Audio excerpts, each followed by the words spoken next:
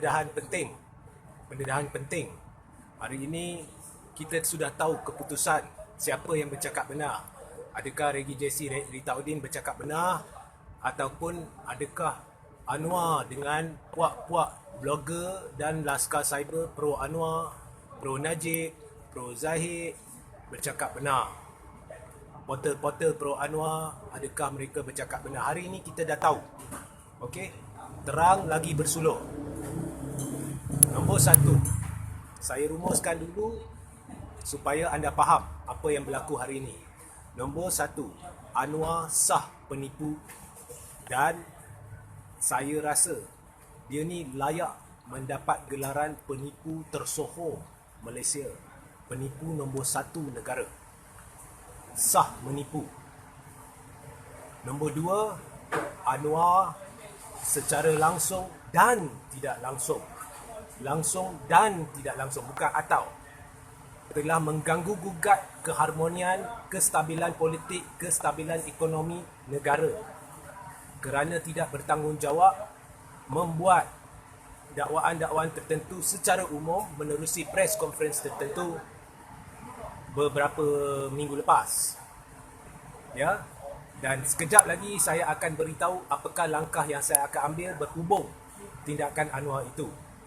Nombor 3, semua dakwaan, semua saya akan ceritakan, saya akan ringkaskan, saya akan rumuskan semua dakwaan yang dibuat oleh blogger-blogger laskar cyber pro Anwar, pro Najib, pro Zahid, dan juga laskar cyber yang berkait langsung dengan Najib dan Rosmah adalah penipuan belaka. Nombor 4, Anwar, yang ini saya ulang, Anwar tidak pernah memiliki majoriti. Majoriti dia tidak pernah melangkaui angka 91, dan sejak beberapa hari lepas sudah susut ke satu angka yang teruk. Nombor 5, saya ulang, Tan Sri Muhyiddin Yassin tidak memiliki majoriti. Nombor 6, saya ulang, majoriti kini dipegang oleh gandingan Tun Dr. Mahathir Mohamad bersama seorang pemimpin politik yang saya dah berulang kali kata, dan mereka belum mengorak langkah. Nombor 7, yang di Pertuan Agong Istana Negara sungguh bijaksana berjumpa dengan Anwar hari ini sebelum kita lihat langkah-langkah seterusnya. Nombor 8, esok saya akan membuat satu laporan polis terhadap Datuk Seri Anwar Ibrahim. Ya, saya akan membuat pengumuman detail-detail berkenaan laporan saya selepas laporan itu dibuat esok, sebab saya hendak mengkaji dulu apa yang berlaku hari ini. Dan laporan saya juga akan menyelit nama seorang laskar cyber dan dakwaan-dakwaan yang dibuatnya. Okey. Jadi apa pun saya akan buat pengumuman menerusi portal The Third Force esok sebelum saya membuat laporan tersebut. Dan sebab saya buat laporan itu, sebab ini melibatkan soal keselamatan negara. Ya, kebelakangan ini saham-saham, pasaran saham jatuh teruk. Tapi saham-saham yang berkait sama ada secara langsung atau tidak langsung dengan Datuk Seri Anwar Ibrahim melonjak naik. Untung gila lah mungkin. Okey. Baik. Sepintas lalu, apa yang dikatakan oleh pihak Istana Negara sebentar tadi sebiji dengan apa yang saya beritahu selama ini. Federal Constitution tidak tertulis atas landasan kononnya apabila seseorang menerbitkan satu senarai nama, malah kalau dia beri sekalipun bukti akuan bersumpah, itu tidak bermakna hari itu kerajaan runtuh. Tidak. That's not how it's written. Kita mempunyai perlembagaan yang jelas ada peruntukan-peruntukan dia, dan perlembagaan kita dibina atas sistem Westminster yang juga diguna pakai di United Kingdom. Dan ada kelaziman dia, ada peruntukan dia, ada tata cara dia, semuanya jelas. Kebelakangan ini, Anwar, laskar cyber dia, laskar cyber pro Najib, laskar cyber pro siapa tu? Anwar, Zahid dan sebagainya, dan blogger-blogger dilihat menjaja nama agung. menjaja nama Agong untuk meyakinkan orang bahawasanya Anwar ada sokongan majoriti, dan dakwaan yang dibuat memang jelas hari ini kerajaan akan tumbang disebabkan Anwar ada majoriti. Kita sudah lihat hari ini kerajaan tak tumbang. Live saya dah berulang kali berkata, saya tak paksa sesiapa mempercayai live saya, dakwaan saya. Kalau kau lihat, Laskar Cyber dah masuk. Kalau saya tak begitu menjadi satu ancaman kepada Anwar dan sebagainya, Laskar ni tak akan masuk. Dan saya sudah beritahu, apabila anda lambat Laskar Cyber, amalkan selalu komen-komen mengarut. Jangan jawab dengan hujah, cuma tulis 2 hashtag. Laskar Cyber dikesan, LASKAR SIBER dikesan, dan lagi satu, kami tolak Laskar Cyber. Amalkan di mana-mana. Okey, baik. Inilah satu cara untuk memerangi mereka. Kemudian jangan hiraukan. Dan orang yang selalu tak komen, balas mereka begini. Atau jangan hiraukan langsung mereka. Sebab mereka ditaja. Okey. Sekarang, apa-apa alasan yang diberi oleh mana-mana pihak tidak boleh diguna pakai, sebab pokoknya apa yang dimainkan dengan begitu hebat oleh portal-portal pro Anwar dan pro Najib dan sebagainya ialah kerajaan akan tumbang hari ini disebabkan Anwar ada majoriti. Hari ini apa yang berlaku? Anwar pergi ke istana. Menurut istana, agenda dia sebenarnya hari ini bukan untuk persembahkan senarai nama. Itu dah penipuan pertama. Penipuan kedua ialah Anwar, seperti mana yang saya beritahu, dia cerita berkenaan dengan satu senarai nama. Tapi pihak istana mengesahkan bahawa dia gagal menyelit bukti kukuh menunjukkan untuk sokong nama-nama yang ditaburnya. Dakwaan saya, peribadi saya, ialah dia petik nama. Sebab itu sampai ramai buat laporan polis. Dan suasana ini menyebabkan nama Agong dilambung-lambung dengan prejudis. Penjelasan-penjelasan palsu diberikan tentang kuasa-kuasa Agong untuk meyakinkan rakyat bahawa ini akan berlaku, yang itu akan berlaku, kerajaan akan tumbang. Nama Agong secara tidak langsung diperlekeh dengan cara begitu prejudis. Ini adalah satu penghinaan kepada Yang di-Pertuan Agong, institusi diraja dan perlembagaan persekutuan. Dan pihak istana negara seharusnya membuat laporan polis.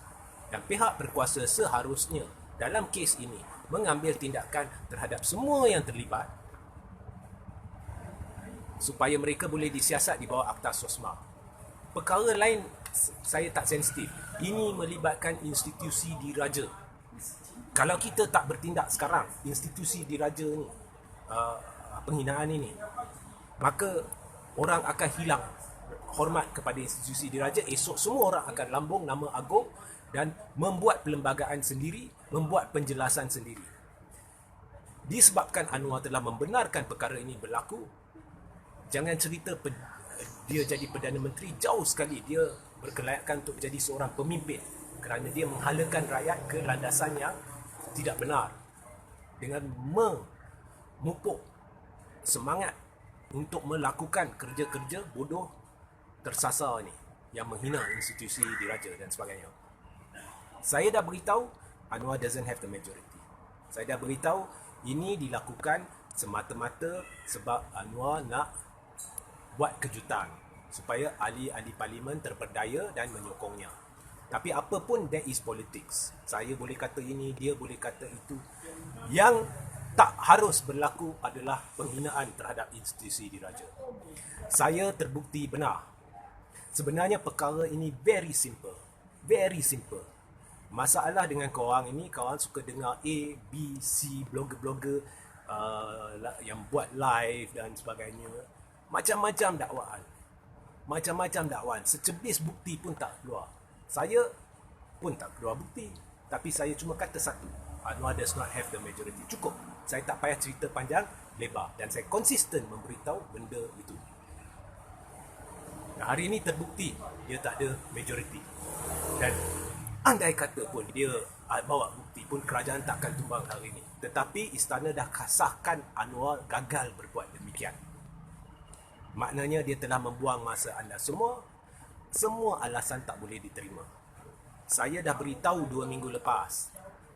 Nak sampai tarikh Anwar nak menghadap Agong, kau akan lihat laskar-laskar cyber tertentu akan panik. Kemudian mereka akan keluar video untuk buat alasan mengapa Anwar tidak berjaya.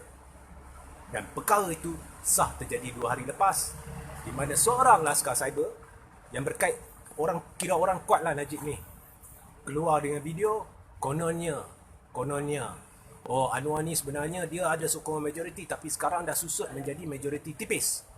Sebab apa? DAP tiba-tiba berpecah. Sebab apa? Sebab ahli-ahli parlimen DAP ada satu kumpulan tiba-tiba sedar Lim Guat Eng ni melakukan rasuah lah, skandal lah, apalah semua ni. Tahap tu dia bohong. Pembohongan nombor 1, DAP baru pecah sebab itu Anwar tak dapat sokongan majoriti. Pembohongan kedua, dia masih tak nak mengaku, dia nak kekalkan, dia tak nak audiens dia lari. Jadi dia kata no, Anwar masih ada sokongan tapi cuma terlalu tipis. Dan oleh kerana terlalu tipis, maka yang di-Pertuan Agong tak akan setuju untuk benarkan Anwar buat kerajaan baru. Sebab bagi Agong, kerajaan sekarang pun tipis, kerajaan Anwar pun akan jadi majoriti tipis, maka lebih baik buat benda lain. Tahap tu dia bohong, sekali lagi menjaja nama Agong, sekali lagi melabung nama Agong, sekali lagi memperlekeh institusi diraja dengan falsafah-falsafah, dalil-dalil palsu.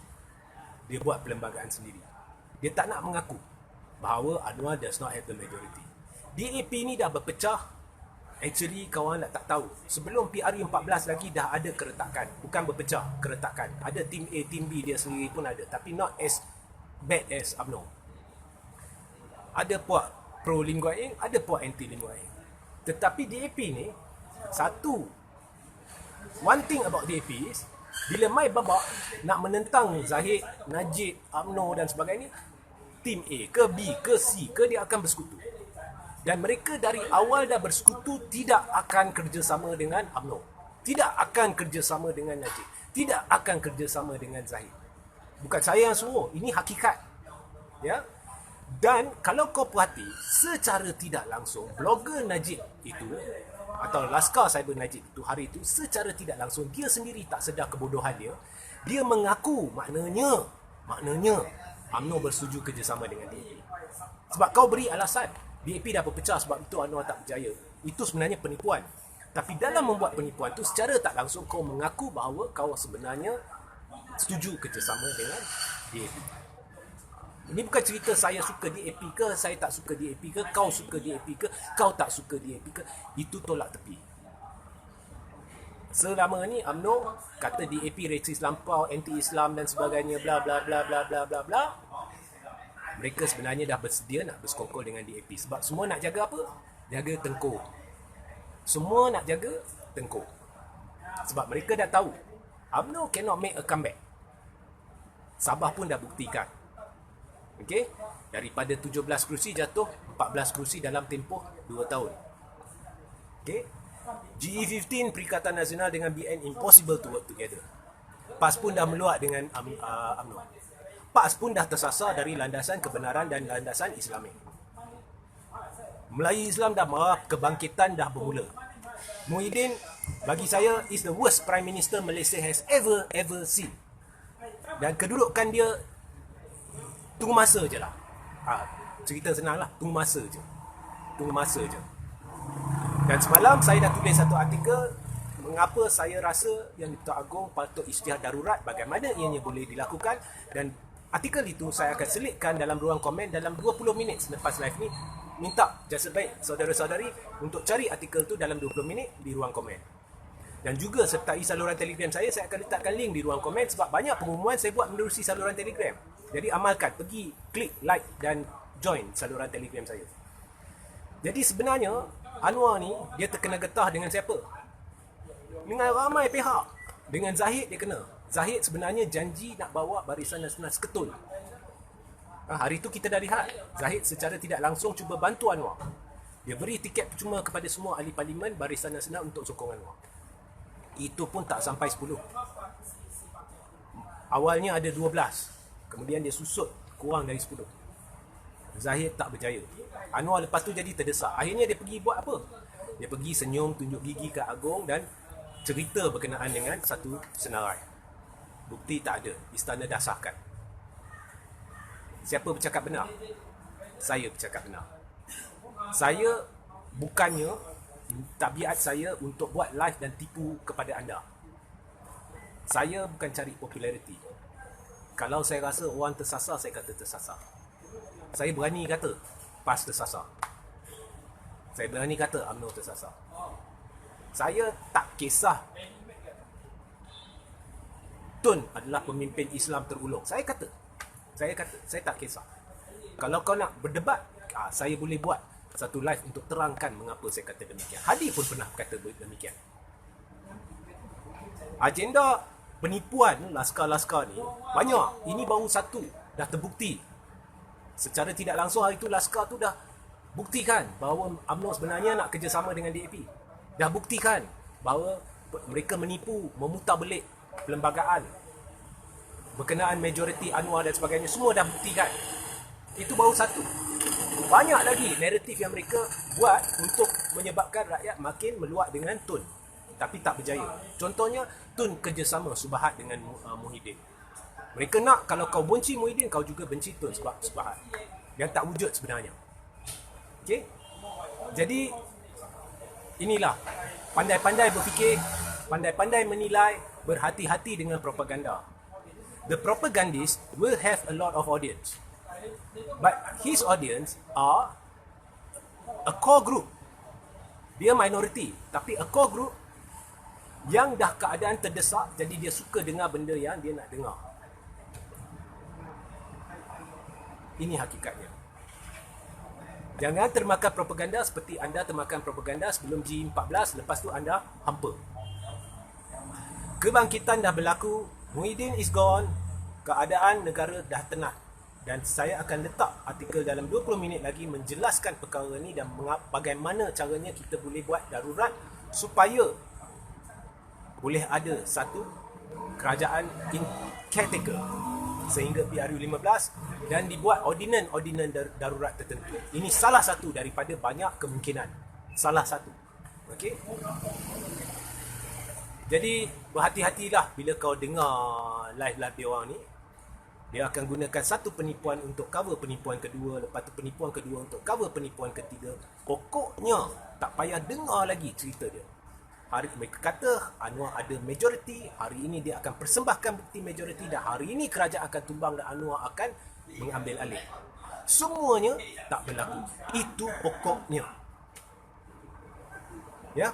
Dan saya berani beritahu benda ni secara konsisten dari awal. Saya tak gentar. Mesti ada sebab saya tak gentar. Mesti ada sebab saya berani. Takkan saya nak reputasi saya tercicir begitu sahaja. Ya? Jadi jangan lupa bersama saya esok menerusi siaran live. Saya akan beri update berkenaan dengan laporan yang bakal saya buat. Dan saya tidak akan menghantar jemputan kepada media menerusi email. Saya cuma akan buat live untuk memberi pengumuman berkenaan dengan tindakan yang mungkin saya akan buat esok. Kalau tidak esok, lusa.